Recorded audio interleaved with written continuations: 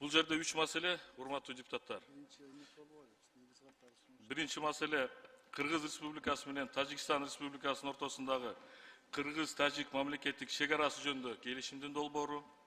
Экинчи маселе Кыргыз Республикасы менен Тажикстан Республикасынын ортосундагы автомобиль жолдорун куруу жана пайдалануу, автомобиль жолдорунун кесилишин жабдуу жана пайдалануу жөнүндө макулдашуунун долбоору.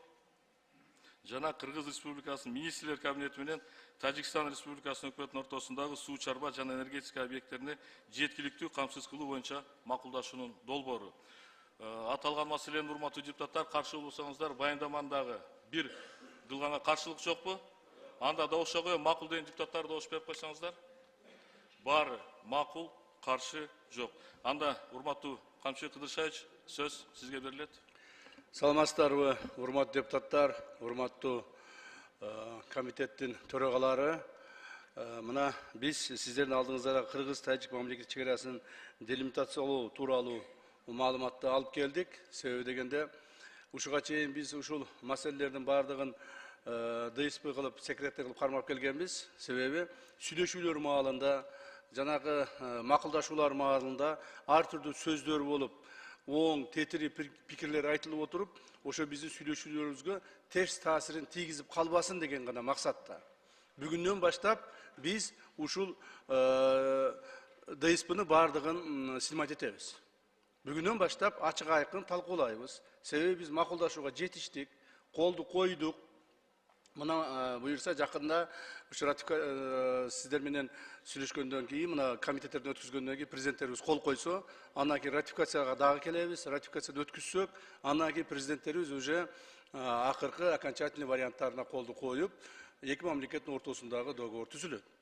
Ошондуктан бүгүн биз ачык жарыялап коеюн, мындан бияка ушул Кыргыз-Тажик мамлекеттик чек арасы боюнча документтердин баардыгы ачык түрдө каралат. Коомдун баардыгына жарыяланат. Так, баардыгыңыздар өз пикириңиздерди ачык айтсаңыздар болот. Андан сырткары, урматтуу депутаттар, мен ушу башында бир эки сөз менен айтып кетейин. Мына мен азыр сиздерге айткан маалда колдоруңарга ручканы алып, тетрадты алып, жакшынакай кылып жазып отуруңуздар. Анан кийин цифралар көп бул жерде. Бул жерде жанагы айтыла турган маселе көп. Ошолорду жазып алып туруп, кайсыл маселе болсо так сурооңорду берсеңер, мен так жооп берүүгө аракет кыламын ар бириңерге. Анан жанагы туура эмес угуп алып, анан туура эмес маселе же туура эмес болуп кетпесин деген максатта. Себеби чек ара деген өтө баалуу, себеби бул маселени биз акыркы 4 жылдан бери өтө көп жолугушуулар өттү, өтө көп кыйынчылыктар болду, өтө көптөгөн сүйлөшүүлөр болду. Эми ошонун натыйжасында мына бүгүнкү келишимге даярдык келдик. Урматтуу депутаттар, урматтуу комитет төрагалары, Кыргыз-Тажик мамлекеттик чек арасын делимитациялоо жана демаркациялоо боюнча жумуштары 2002 жылдын декабрь айында башталган. Сүйлөшүүлөрдүн жүрүшүндө Кыргыз Республикасы менен Тажикстан Республикасынын өкмөттүк делегациялары 45 протоколго, топографиялык жумушчу топтору 86 жана укуктук маселелер боюнча жумушчу топтору 25 протоколго кол коюшкан. Кыргыз Республикасы менен Тажик Республикасынын ортосундагы мамлекеттик чек аранын жалпы узундугу 1006,84 километрди түзөт. Анын ичинен 519,9 километр чек ара сызыгы 2011 жылга чейин такталып, жазылып, өкмөттүк делегациялар тарабынан бекитилген. Ал эми калган 486,194 километр тилкеси акыркы 3 жылдын ичинде такталды. Белгилеп кетсек, 2011 жылы бекитилген 519,9 километр чек ара тилкеси боюнча Тажик тарап Кыргыз-Тажик мамлекеттик чек араны арасы жөнүндө келишимге кол коюуну сунуштап, тиешелүү материалдарды даярдаган. Бирок Кыргыз тарап Кыргыз-Тажик чек арасы толугу менен такталып жазылганга чейин келишимге кол коюуга макул болгон эмес. Себеби аталган 519,9 километр чек ара тилкеси жалаң тоолуу аймактарды камтып, эл жыш жайгашкан жана чыр чатактар көп катталган аймактардын чек арасы толук такталган эмес эле. Эки тараптуу сүйлөшүүлөр башталган мезгилден тартып эле тажик тарап чек араны тактоодо 1924-1927 жылкы материалдар менен иштөөнү карманып келген. Ал эми кыргыз тарап 1991 жылдын 8 декабрындагы көз карандысыз мамлекеттик сериктештигинин түзүү жөнүндөгү келишимди, 1991 жылдын 21 декабрындагы Алмата декларациясын жана КМШ мамлекеттеринин эгемендүүлүктү сактоо, аймактык бүтүндүк жана чек араларды кол тийбестиги тууралуу Москва декларациясына негиз кылып, кыргыз-тажик чек арасын жазууну сунуштаган. То есть эки мамлекет эки түрдүү документтер менен тактоону сунуштап келишкен. Мындан улам тараптар чек араны калган бөлүгүн тактоодо бирдиктүү чечимге келе албастан, сүйлөшүүлөрдүн кийинки 10 жыл аралыгында 2011-2021 жылга чейин 1 метр чек ара тилкеси тактай алышкан эмес. 2021 жылдын тартып эки мамлекеттик өкмөттүк делегациялары чек араны тактоо иштерин жигердүү улантып, талаа изилдөө жана камералдык жумуштарды жүргүзүүнүн натыйжасында төмөнгөдөй жыйынтыкка жетиштик. То есть biz конце концов bir эмеге жыйынтыкка келдик, что биз жанагы 1924-27 жылкы карталар менен эмес, 1991 жылы кабыл алынган азыркы биздин жашап турган чек араларыбыз боюнча тактоолорду баштадык. Ушуга экинчи тарап макул болду. Эми кабыл алынган чечимдердин бардыгын мен бир тараптуу деп айта албаймын. Себеби дегенде бир тараптуу мамлекеттик чек ара эч качан чечилбейт. Эки тараптын тең кызыкчылыгын карадык. Бир тараптуу кызыкчылык менен чечилген чек ара эч качан жакшылык алып келбейт. Себеби экинчи тарап да ыраазы болуш керек. Эки тарап тең бири-бирине ыраазы болгон күндө гана тынчтык орнойт, түбөлүк тынчтык келет деген ушундай принциптерди биз кармандык. Ошондуктан тажик тарап менен дагы биз өтө тыгыз байланышып иштеп, алар бизге кайсыл керектүү жерлеринде бизге мындай уступка кылып берип атышты. Биз аларга керектүү жерлеринде аларга ыңгайлуу болгон нерселерди биз аларга уступка кылып берип аттык. Ошентип отуруп акыры келишим түзүлдү.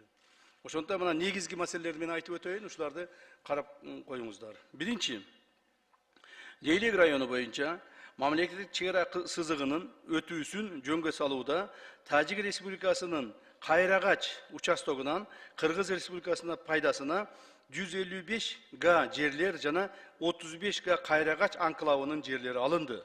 Жалпы аянты 190 га. Муну лейлектиктер, баткендиктер жакшы түшүнүшөт. Ордуна Кыргыз Республикасынын Саада 21 гектар, Разака участогы 23,5 гектар, Селкан 4 гектар, Майты 7 гектар, Пролетарск 12,5 гектар, Улакжай 15 гектар, Акарык 7 гектар участоктарынан жалпы 90 га жана Баткен районунун Карабак участогунан 65 гектар берилди. Бардыгы 155 гектар берилди. То есть ошондой эле Тажик Республикасынын Кайрагач анклавынын ордуна Майты участогунан 35 га жер берилди. Жалпы берилген аянт 190 га.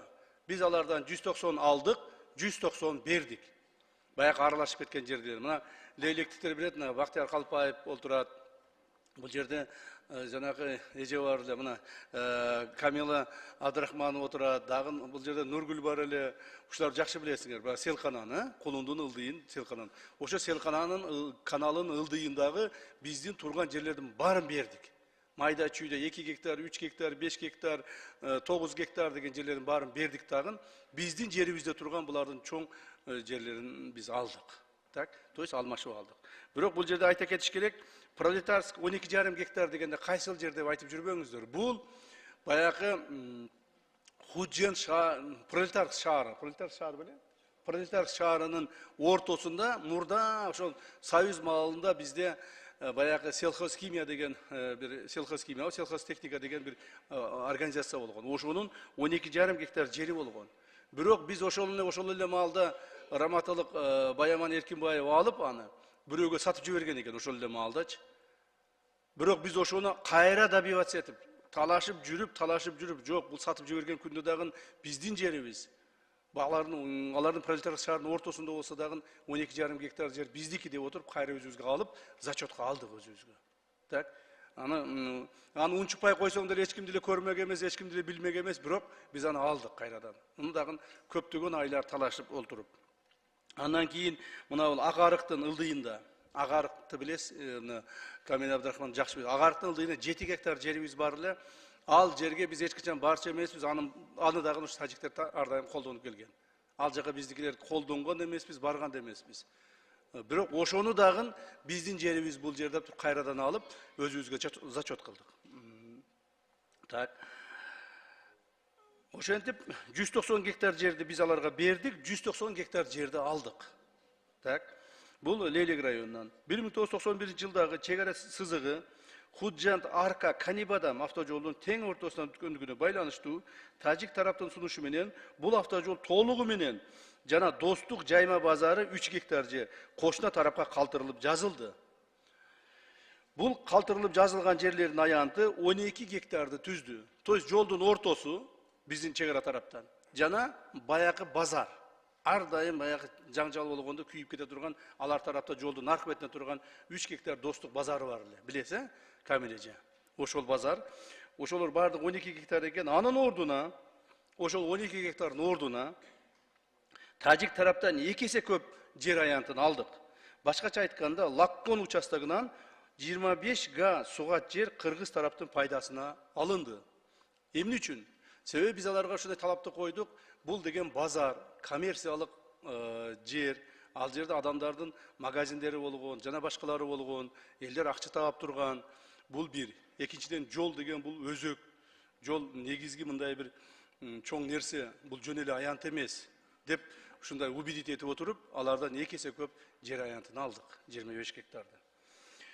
Мындан сырткары, ошол эле Карабак, Лаккон участогунан кыргыз тарап пайдаланып келген 200 га жер аянтын тажик тарапка калтырылып, ордуна тажик тараптан 200 га анын ичинен 130 га Карабак, Лаккон участогунан жана 70 га Куруксай участогунан сугат жерлер кыргыз тарапка калтырылып жазылды. Белгилеп кетсек, мамлекеттик чек ара сызыгынын жеринен өтүүсүн жер пайдаланууну ыңгайлаштыруу максатында жогоруда аталган алмашуулар жүргүзүлдү. Тактап айтканда, Кайрагач участогунда чек ара сызыгы Селкан каналы менен белгиленди. Селкан менен белгиленди толук бойдон. Кайрагач анклавы жоюлду. Карабак, Лаккон участогунда автожол тажик тарапка калтырылып жазылды. Булар тажиктер, ошол тажик тарап Карабакта бизде айланып өтө турган жолу бар эле. Мен муну түшүндүрүп коеюн, түшүнбөгөндөргө. Эмне үчүн 200'ды алып 200'ды бердиңер дегенде. Анан булар бизден суранды. Биз ушуну айланып өтүп атабыз. Бизге ушул жерге шарт түзүп бергиле, түз өткөнгө деп суранганын биз кабыл алдык дагы. Аларга 200 гектар ошол жерден шарт түзүп бердик. Бирок ошол эле жерден, суулуу жерден кайрадан 200 гектарды алдык биз. То есть ошентип тажиктерге биз ыңгайлуу шарт түзүп бердик. Экинчи, то есть ушул эмелердин алмашуулардын негизинде эмне болду? Эми алмаштык эмне болду дегенде жыйынтыгын айтыш керек да. Алмашуулардын негизинде баягы биз Селкан деген чоң канал бар. Кулундун ылдый жагында. Ошо каналдын наркы бетинде жайгашкан майда чүйдө участоктордун бардыгын берип, алардан участокторду алып, Селкан каналы менен границаны түзө турган болдук. Түп-түз граница түзүлдү. Мурдагыдай баягыдай буйтап 2 гектар бияка кирип кетип, кайра 3 гектар бияка чыгып кетип, кайра 7 гектар бияка түшүп кеткен чек ара эмес, түп-түз канал менен чек ара түзүлдү. Мына ушул биздин алмашууларыбыздын негизинде. Экинчи, Головной боюнча. Головной деген суу бөлүштүрүүчү курулмасынын ак суу биз тараптан айтылат, Исвара алар тараптан айтылат. Курулмасынын ак суу Исвара дарыясынын нугунда жайгашкан плотинасынын 3 суу дарбазасынын затвору тең жарымынан, башкача айтканда, дарыянын нугу менен мамлекеттик чек ара сызыгын өтүүсү белгиленгендигине байланыштуу кыргыз тараптын пайдасына төмөнкү участоктор жазылды. Урматтуу депутаттар, Головной боюнча мен сиздерге дагы жакшыраак түшүндүрүп кетейин. Себеби дегенде, Головнойдо билесиздер, 89-жылкы кыргыз тажик тарап менен сүйлөшкөндө эле Головнойду ортосунан бөлүп өтөбүз деп сүйлөшүшкөн. Бирок биз ал нерсени биз эме кылган жокпуз, караган жокпуз, аны биз, как говорится, признавать эткен жокпуз. Эми ак суу суусу башынан баштап ортосунан бөлүнүп келатат. Bölünүп келатып эле биздин Головнойго келгенде бөлүнбөй калып атат да. Алар айтат ортосунан бөлөбүз деп атат, биз айтып атабыз жок бөлбөйсүңөр деп атабыз. Ошентип талашып биз почти бир 2 жылдай талашып жүрдүк окшойт ушуну. Так, талашып жүрүп акыры эгерде бөлө турган болсок, анда бизге компенсация бересиңер деп туруп, ошол жерде 1,5 люк баары бир деле ошол жерде регулировка болуп атат. Биздин мамлекеттер арасындагы суу чарба органдарынын өздөрүнүн келишимдери бар. Ал жерде канча проценттен бөлүш керек суунун. То есть ошол келишимдердин негизинде жүргүзүлөт. Анан ошону жанагы 3 люкту 1,5 люктон кылып бөлдүк, 1,5 люк бизде калды, 1,5 люкту биз тигилерге бердик, жанагы тажик тарапка бердик. Ошонун эсебинен 1,5 люк, эми бир 3 метр жер болсо керек ал жерчи. 3 метр, 4 метрге жетпеген жер болсо керек. Ошонун негизинен биз кайсы жерлерди ынандырып алдык. Бул Унжу булак участогунан 500 гектар жерди алдык, Чоңалай районунан. Өтө мындай конфликттин жери болчу ал жер. Кароолдың участогунан 100 гектар жер алдык. Бул жанагы Сүлүктүү шаарына кире бериш жердеги, билесиңер, Сүлүктүү шаарына кире бериш жердеги жолдун үстүнө чейин болчу тажиктердин чек арасы. Жолдун үстүнө монтип бизди карап турат эле Сүлүктүү шаарынчы. Ошону 100 гектарга чейин ичине киргиздик. Ошол жерди алдык. Бизге эң негизги трассанын боюнан жылдырдык. Анан Каттатуз участогунан 150 гектар жерди алдык. Каттатуз участогун билесиздер, ошентип 750 гектар жер алынды. Каттатуз участогу то тажиктерде, то бизде ызычуу болуп жүргөнбүз. Бирок биз документтердин баарын текшерип чыгып карасак, Каттатуз участогу бизге бөлүнгөн эмес экен. Ошондой болгондо да Каттатузду биз тең ортосунан 300 бөлүп алганбыз. 300 аларга бердик, 300 биз алдык. Так, себеби ал жерде баягы нефти качалкалар, жанагы не деп коет эле? Ошо нефти качат эткендерди. Скважиналар, нефти скважиналар болгон. Ошо скважиналардагы тең ортосунан бөлдүк. То есть канча нефти скважина болсо, жарымы аларга калды, жарымы бизге калды. То есть ушундай бир макулдашуу менен бөлдүк. Бирок ошого дагы дополнительный баягы 300 бердик эле, 300дөн дагы 150-ин кайра алып алдык, себеби мына жердин ордуна деп туруп. То есть Каттатуз участогу өзү 600 гектар жер болсо, ошонун 450 гектары бизде калды.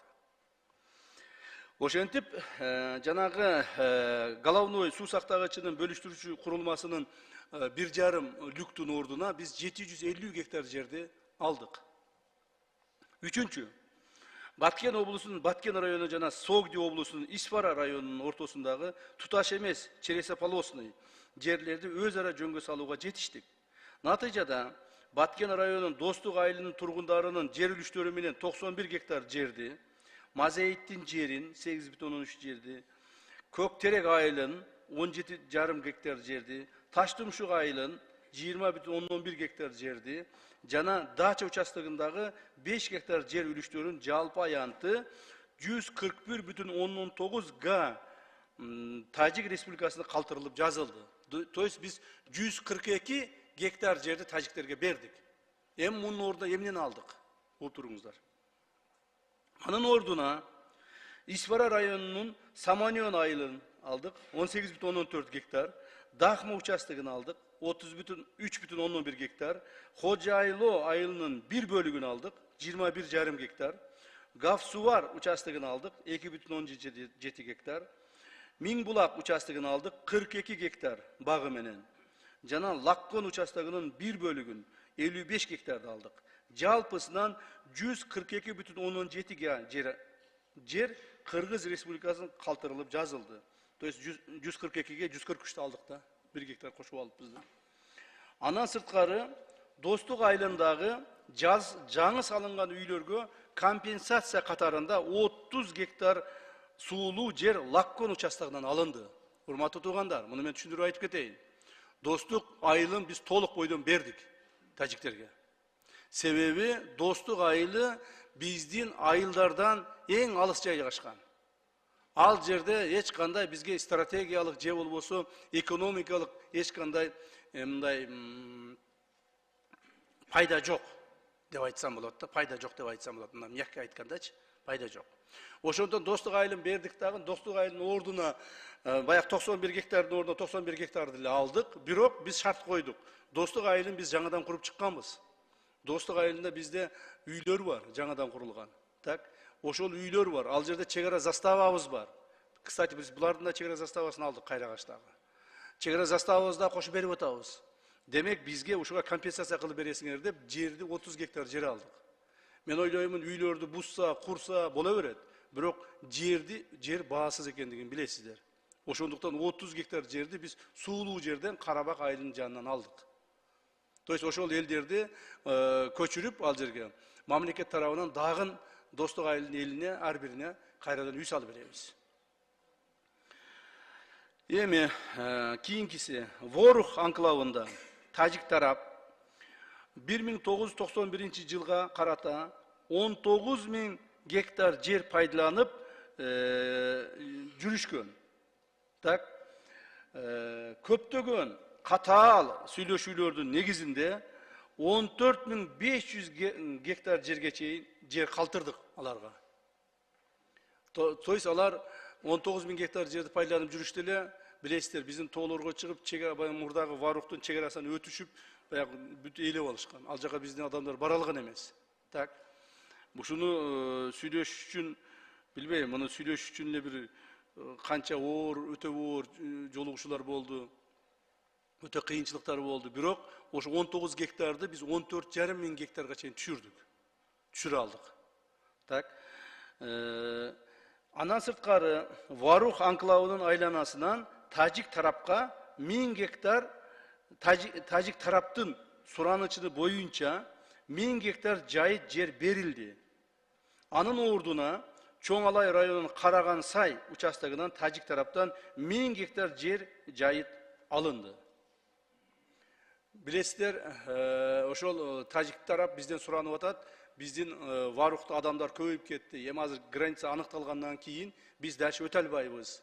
Дальше мурдагыдай пайдалана албайбыз. Ошондуктан биз малыбызды бакканга ушул жерден бергиледе бир 5000 гектар жер сураган. Ачык айтып коеюн, 5000 гектар жер сураган. Биз аны 5000 гектар бере албайбыз Варухтун тегерегинен. Анда Варух өтө эле чоңоюп кетет деп туруп, 1000 гектар жер бердик. Жайыт жер бердик малдарын бакканга. Бирок ошо 1000 гектарды кайра биз мына Чоң Алайдын Караган Сай деген жайыты бар. Чоң Алайлыктар жакшы билет, ажеке отурат, жакшы билесиз. Ошол Сулайманов бар эле бул жерде, мына сиз дагы жакшы билесиз, Чоң Алайдансыз. Караган Сайдан 1000 гектар жерди кайрадан булардан жайыт кылып алдык. Ошондо бул 1000 гектар жер алдык. Анын баягы вагон койгон жерди билесиңер да. Былтыр мындан бери 2-3 жыл мурда вагон коюп, анан зычуу болуп, мен вертолет менен барып, 2 вертолет менен учуп кетип ады. Бир вертолетубуз жанагы авария болуп, талкаланып. Анын ичинде мына Назирбек Нарматовдор бар дагы, Кудай сактап түрүп калыптыр, мына жаныңарда отурат. Ошентип жүрүп барып ызычуу болгонбуз. Анан ошентип вагондорун алдырганбыз, билесиздерби? Ошол жердеги, ошо вагон турган жерди, 300 гектар жерди алдык кайрадан. Так, ошол жерди алдык. Баягы көпүрө бар эле, билесиңерби? Көпүрө бар. Ошол жерде баягы Караган Сайга өткөн көпүрө, жанагы эменин ылдыйындагы эле.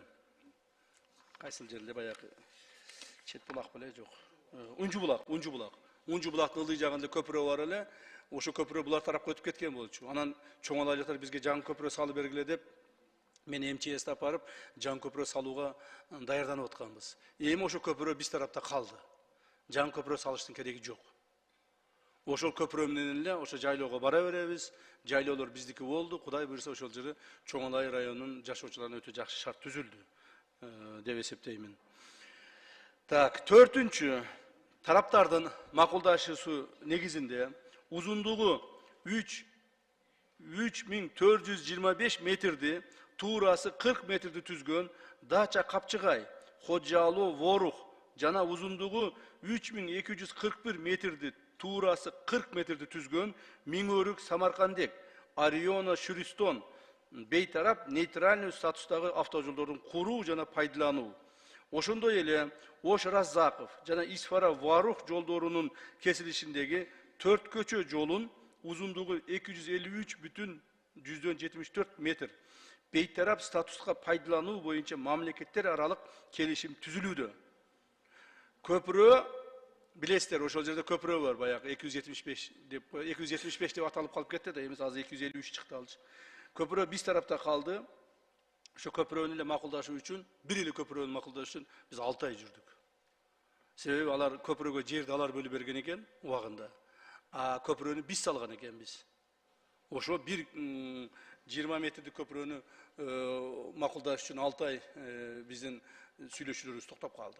Бирок ошондой болсо дагы акыры жүрүп ошо көпүрөнү өз тарапка алдык. Себеби ал көпүрө бизге стратегиялык жагынан өтө маанилүү. Биздин Лейлек районунун бардык район адамдар, Баткен район адамдар, ошол жерде эле Баткен район тегерегиндеги адамдардын бардыгы ошол көпүрө аркылуу өтөт. Ошондуктан биз ал көпүрөнү өзүбүз тарапка алып калдык. Эми бул жерде мен түшүндүрүү иретинде айтып өтөйүн. 4 көчө, баягы эле ызы чуу болгон 4 көчө. Ошол 4 көчө нейтралдык статуска ээ болду. Ортодогу полотно жолу 10 метр, эки жагынан 10 метрден 15 метрден, эки жагынан 15 метрден полоса безопасности кылып 40 метр жол нейтральный статус болду. То есть ал жер тажиктердики дагы эмес, кыргыздардыкы да эмес. Ал жерде биз эки тараптын өзү ошо эл аралык келишимдерде ошондой нейтралдык статус деген маселе бар экен, ошентип колдоно беребиз. Эми баягы менин жолум деп бирөө келип 4 көчөнүн ортосуна келип тосуп ала албайт. 4 көчөгө чейин бардык коопсуздуктар каралды. Так, 4 көчө маселеси ушу менен чечилди, Кудай кааласа. Эми айтарга сөз көп, кийинчерээк айтам бул боюнчачы. Азыр айтып берсем дагы бир нерсе болуп жүрбөсүн. 4 көчө боюнча айтарга сөз көп. Ушуга чейинки биздин чиновниктердин, биздин мамлекеттик чоң жетекчилердин жасап келген иштери чыккынчылык болгондугун мен дагы бир жолу айтып келейин. 4 көчө боюнча. Мен муну кийин силерге жакшылап түшүндүрүп айтып берем.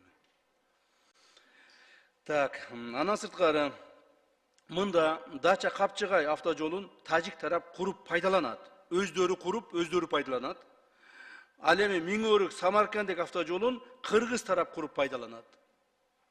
4 көчө жолун тараптар биргеликте талаптарга ылайык, талаптарга ыңгайлаштырып, биргеликте пайдаланат. То есть биз Миңөрүк Самаркандек жолун өзүбүз куруп, өзүбүз пайдаланабыз. 3200-3300 метрден. 3400 метр Дача Капчыгайды тажик тарап өздөрү куруп, өздөрү пайдаланат. Жолдорду кандай куруу тартиптерин дагы, жолдор кандай тосмолор менен курулуш керек, эмне болуш керек, бардыгын биз мына Министерство транспорта, эки министерство макулдашып алдыңар. Туурабы? Кандай министерство? Туруңуз. Туурабы? Ошого отурмуз. Так. Ушинтип жолдор маселесин биз тажик тарап менен тынчтык мамиледе эки тараптуу кылып чечтик. Эч кандай бир тараптуу бир жака ооп кеткен жолдор чечилген жок. Бул боюнча да айта турган сөздөр бар, кийинчерээк айтам дагы. Иш бүтө берсин. Аталган жолдорду куруу менен Лейлек районуна жана Сүлүктүү шаарына транспорттук каттамдарга шарттар жакшырып калды.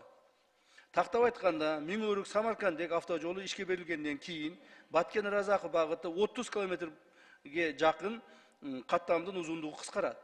Жарандарга эл аралык келишимдин негизинде тоскоолдуксуз өтүп каттоого мүмкүнчүлүк жаралат.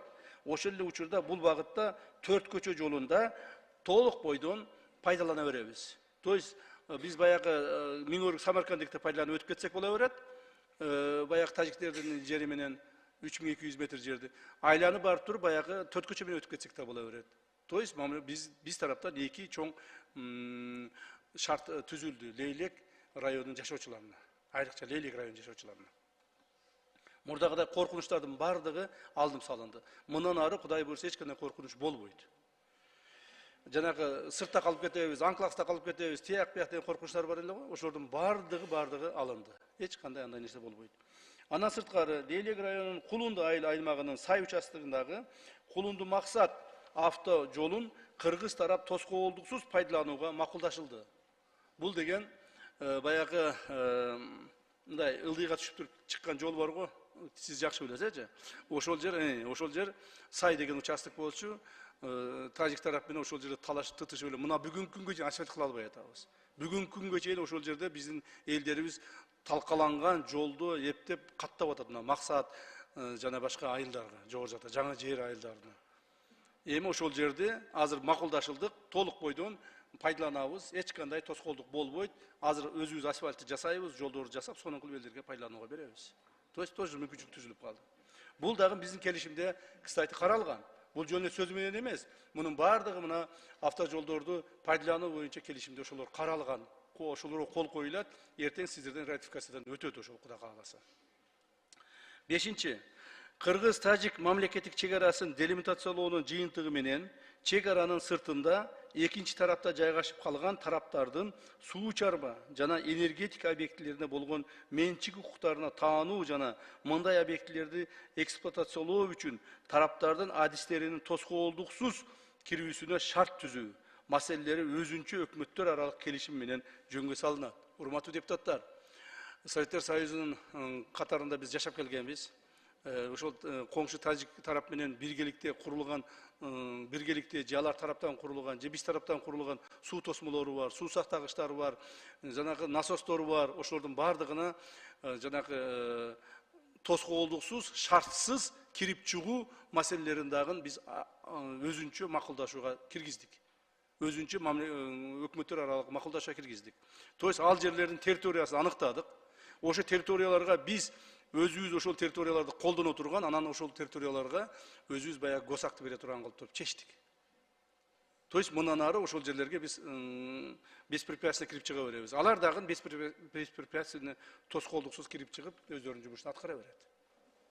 То есть кыргыз-тажик мамилелериндеги эң орчундуу болгон проблемалардын баардыгы бүгүнкү күндө чечилди.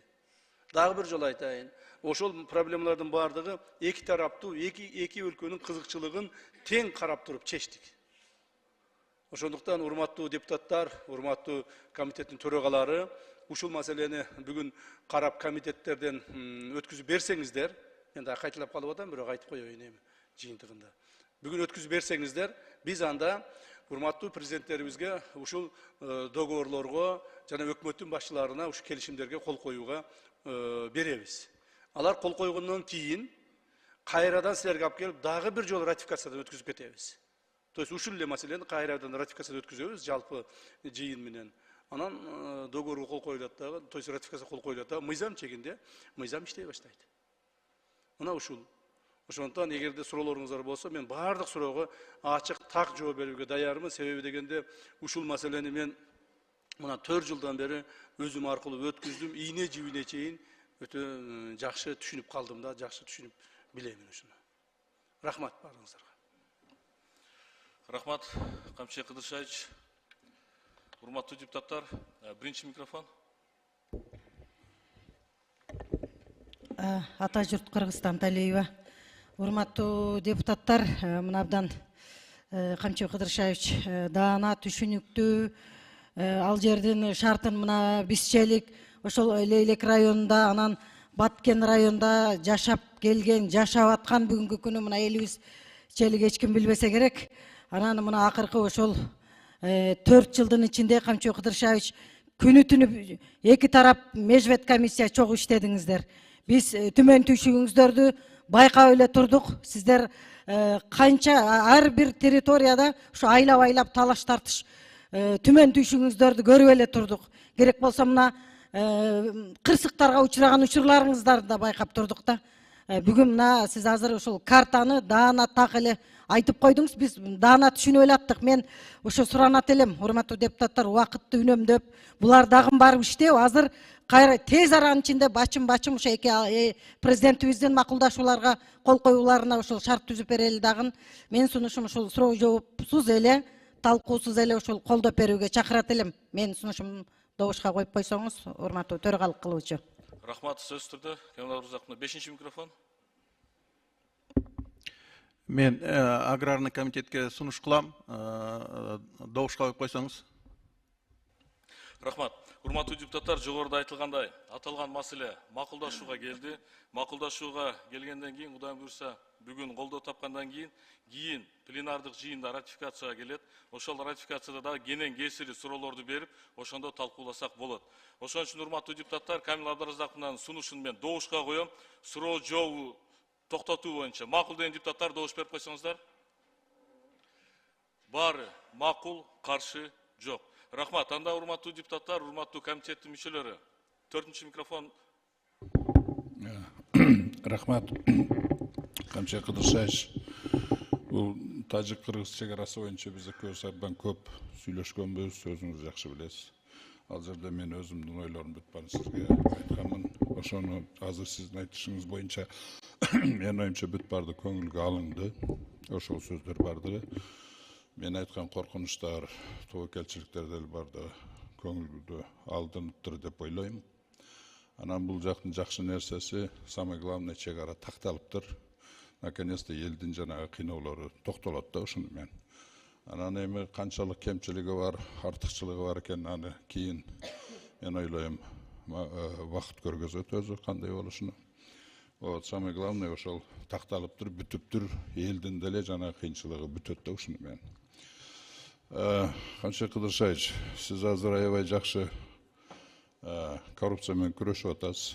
Ошого сиздин күрөшүңүзгө жардам катары мына илим системасындагы болуп аткан коррупциялык схемалар жөнүндө мага ученыйлар жазыптыр. Ошону абдан суранды эле, вот лично өзү Камча Кыдыршаев колуна берип коюңуз деп, ошону мен ушуну азыр аткарып койсом. Чоң рахмат. Рахмат. Келиңиз. Илим билим боюнчабы? Жогорку окуу жайлары боюнча. Жогорку окуу жайлары боюнча мына сиздин ушу берип аткан документиңизди алып атканда 1 минут айтып коеюн. Рахмат.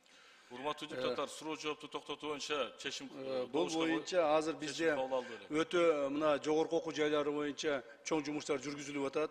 Бардык жогорку окуу жайларын текшерип атабыз. Биз айтып атабыз жогорку окуу жайларынын ректорлоруна. Ал жерде көптөгөн студенттерди бекер эле зачетторду коюп, 2 жыл, 3 жыл, 4 жыл вообще университеттин эшигин аттабаган студенттерге зачетторду коюп, анан ошолорду диплом берип атыптыр. Ошолордун баарын исключить этип, бардык эмелерде жогорку окуу жайларында студенттерди азайтып, окуган гана студентке баа коюп, ошолорду гана окуткула деген тапшырманы коюп биз азыр текшерип атабыз. Ошонун ичинде мына сиздин берген документиңизди бир сыра карап чыгам мен, конечно карап чыгам, тапшырманы беремин, чара көрөбүз. Рахмат. Рахмат. 3-чү микрофон. Рахмат, Улам Бердибаевич. Азыр бул жерде мына 2 депутатыбыз именно Баткен Лелектен чыккан депутаттарыбыз атайын суранып атышат. Саламатсыздарбы?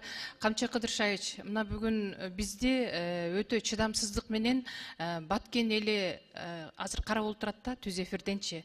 Анан ошол эле учурда мына сиздин азыркы бардык сөзүңүздөн кийин ушундай жакшы каалоолор менен бизге WhatsAppка каалоолор келип атат, суроолор келип атат. Эми бүгүн эч кандай суроо жоопсуз эле биз ушул түп көтөрө баарыбыз колдоп берели. Бүгүнкү келген сиздерди ушул чегара маселелери боюнча, бирок ошондой болсо дагы өзгөчө белгилеп койчу бир жана сиз өзүңүздүн докладыңызда айтып өттүңүз, сүлүктүү боюнчачы жазып атышат да магачы ушу сүлүктүүдөгү жанагы коргончу айылынан 100 гектар ары жылдырдык деп айттыңыз. Бул өтө жакшы болду да, себеби кандайдыр бир жаңжал чыкса эле ошо тажиктер ошо дөөгө чыгып алып, биз кольцо жака өтө албай калчу элек. Бул аябай жакшы бир чечим болуптур. Андан башка дагы бир канча ошол сиздин докладыңыздан кийин бир канча суроолорду, бир канча моменттерди айтып отушат. Булардын бардыгын эми кийинки ратификацияга келгенде берели сизге. Негизи мына ушунча чоң эмгек жасалыптыр, чегара чечилди. Бул демек биздин келечекте элибиздин ынтымагына болгон бир чоң гарант. Сиздердин ушул жасаган эмгектериңиздерге эл өкүлү катары Лейлек элдин атынан чоң ыраазычылык билдирип коеюн. Мындан ары дагы дайыма иштериңиздерде ийгилик болсун, элдин батасы тийсин. Рахмат. Рахмат. 5-чи микрофон. Камча Кыдыршаевич, мына чегара болсо биз үчүн өтө оор маселе болчу. Өзүңүз ошо бийликке келгенче эле ошо жерде жүрүп, элдин ичинде жүрүп, аябай жакшы билесиз. Көптөгөн ошо жерде үйлөр өрттөнгөндө өзүңүз барып, окуялар болгондо барып жүрдүңүз, бийликке келгенче эле. Мына бүгүн тарыхый окуя болуп отурат. Сиз өзүңүз бийликке келип ошо маселени аягына чыгарып атасыз.